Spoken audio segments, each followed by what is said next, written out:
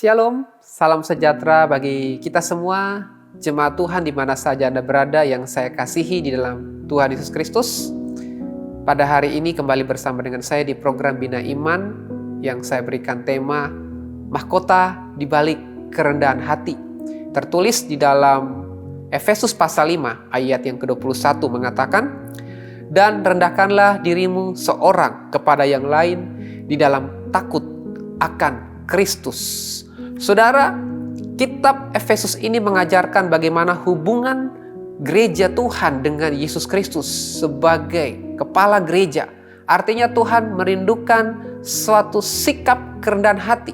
Di ayat sebelumnya Paulus menyampaikan tentang ucapan syukur, bagaimana orang-orang percaya hidup dalam ucapan syukur. Tetapi di ayat ini Tuhan mengajarkan untuk kita hidup di dalam kerendahan hati. Kenapa saudara kerendahan hati itu begitu penting?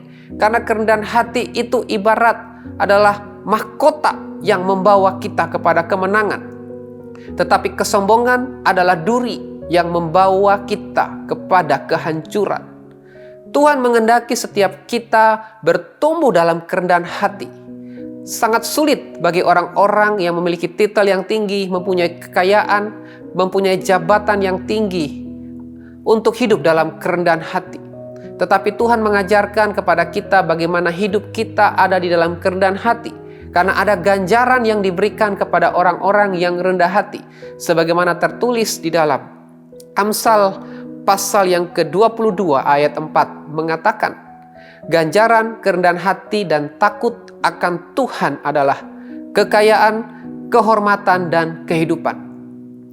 Suatu hal yang penting yang paralel antara kerendahan hati dan takut akan Tuhan. Sebagaimana tertulis di dalam kitab Efesus ini, bagaimana orang yang rendah hati disertai takut akan Tuhan akan memperoleh kekayaan. Kekayaan bukan hanya kekayaan rohani, tapi kekayaan jasmani juga dimiliki oleh kita orang percaya.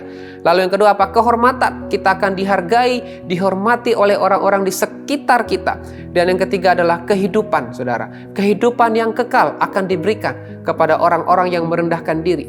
Kita memiliki satu hubungan dengan sesama. Bagaimana kita saling merendahkan diri satu dengan yang lain supaya kita boleh memperoleh kemuliaan yang kekal. Akan tersedia peninggian yang dari Tuhan.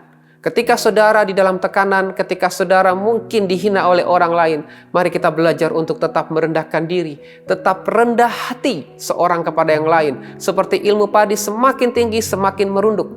Tetapi kalau kita dengan kekayaan kita, dengan jabatan, kita menggunakan kekuatan kita saudara, dan kita tidak hidup dalam kerendahan hati, suatu saat Tuhan akan merendahkan kita. Kita belajar kepada Yesus Kristus sebagai pribadi yang rendah hati. Di dalam Filipi pasal 2 ayat 8 mengatakan, "Dan dalam keadaan sebagai manusia, ia telah merendahkan dirinya dan taat sampai mati, bahkan sampai mati di kayu salib. Itulah sebabnya Allah sangat meninggikan dia dan mengaruniakan kepadanya nama di atas segala nama." Luar biasa sekali. Yesus Kristus ditinggikan oleh Bapa ketika ia hidup merendahkan diri dan taat sampai di atas kayu salib. Demikian juga dengan kita harus merendahkan diri. Kunci keberhasilan dan kesuksesan orang percaya dan dia bisa hidup dalam kemenangan hanya dua, yaitu kerendahan hati dan taat sampai mati. Tetapi yang hari ini kita belajar adalah bagaimana hidup dalam kerendahan hati. Kita akan memperoleh mahkota kemuliaan yang dari Tuhan. Kita akan ditinggikan pada waktunya. Mari kita belajar kepada Yesus Kristus sebagai tokoh pribadi yang sempurna, yang mengajarkan tentang kerendahan hati. Saya bisa rendah hati, kita bisa rendah hati karena kita punya Kristus. Kita bisa rendah hati ketika kita bisa melewati pengalaman pribadi bersama dengan Tuhan. Kalau kita tidak mengalami hinaan, kita tidak mengalami tekanan, kita tidak akan mungkin bisa rendah hati. Karakter kita akan diuji ketika kita melewati satu permasalahan dengan orang lain, mengalami konflik dengan orang lain. Disitulah kita belajar untuk rendah hati. Orang yang rendah hati, dia akan semakin ditinggikan oleh Tuhan. Orang yang rendah hati, suatu hari dia akan memperoleh mahkota yang terbaik dari Tuhan. Biarlah kebenaran firman Tuhan ini mengajarkan kepada kita sebagai gereja Tuhan memiliki kerendahan hati dan takut akan Kristus. Karena itulah kunci kemenangan yang sejati. Itulah kunci keberhasilan di dalam kita meraih berkat-berkat Tuhan.